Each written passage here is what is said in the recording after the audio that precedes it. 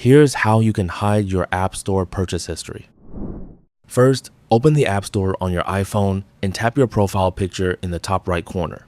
From here, select Apps or Purchase History, depending on the version of iOS you're using.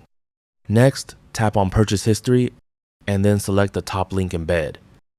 Now, change the filters to only include free and save the settings. This way, your paid apps won't show up here.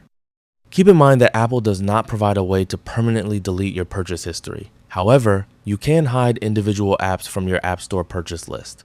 To hide an app, tap your profile picture again and select Apps or Purchase History. Then tap on Apps. Find the app you want to hide, then swipe left on it. You should see a Hide option. Tap Hide, and the app will no longer appear in your normal purchased app list. You can repeat these steps for other apps you want to hide.